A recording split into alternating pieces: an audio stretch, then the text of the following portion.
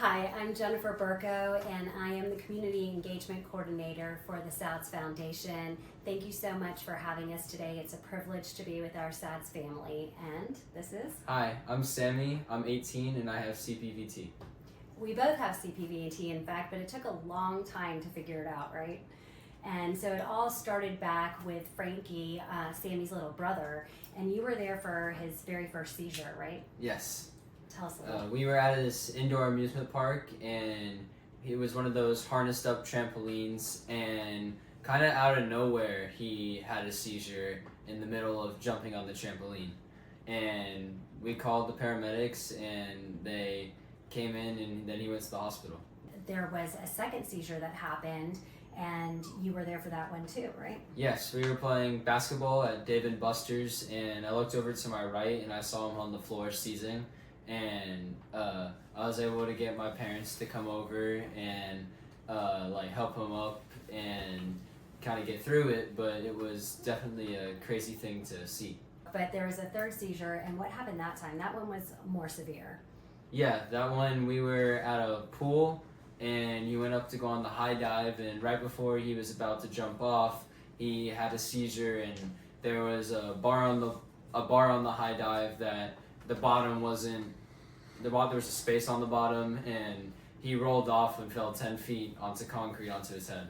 In the hospital, they diagnosed him with epilepsy, and he was being treated kind of all along the way by a neurologist. And then there was the fourth and final seizure, and I'm kind of feeling lucky that Sammy wasn't there for that one, because Frankie never woke up from that one. He was at home and suffered from a seizure, and once again, for the third time, my husband was the first responder, and he was not able to be revived. We lost his heartbeat, and unfortunately, he passed away. And we were told after he was sent to the medical examiner's office that it was sudden unexpected death in epilepsy. We would later find out that that was a misdiagnosis. And how did we find that out, Sammy? So I was going to a rock climbing gym with some friends, and as I got to the top and rang the bell, my body went limp. And they lowered me down, started CPR, and eventually rushed me to the emergency room.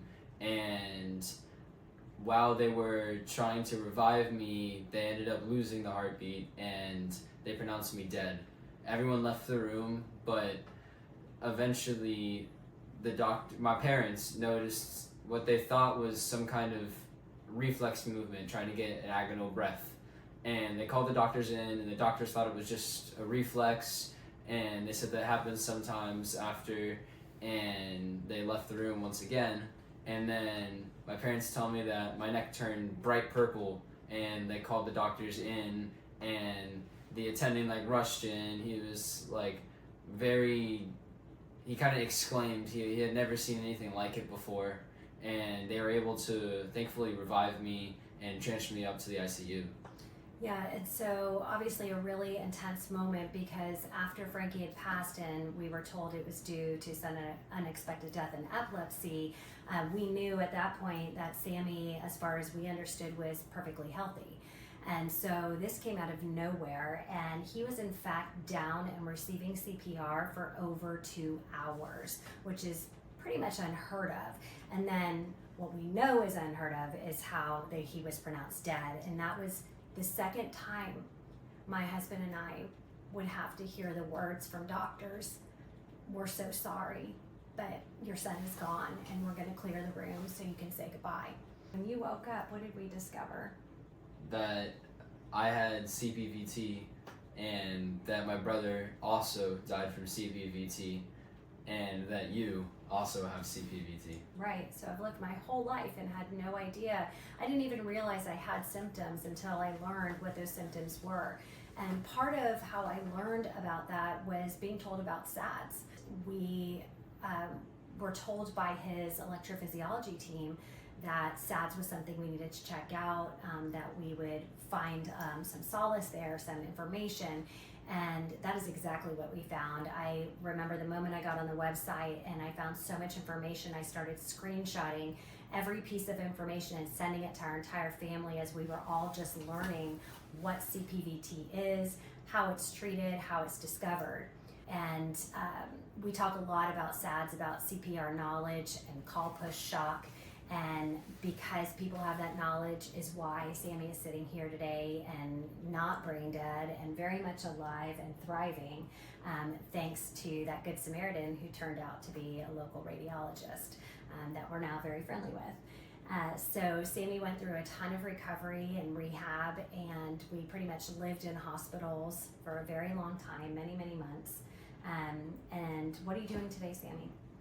Today I'm getting ready to graduate from high school and go off to college.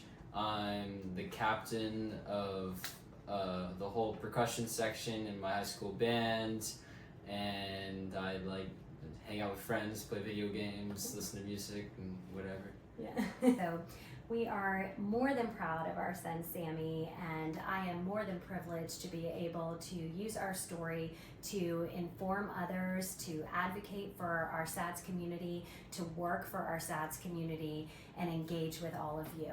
Thanks again so much for having us today. Thank you.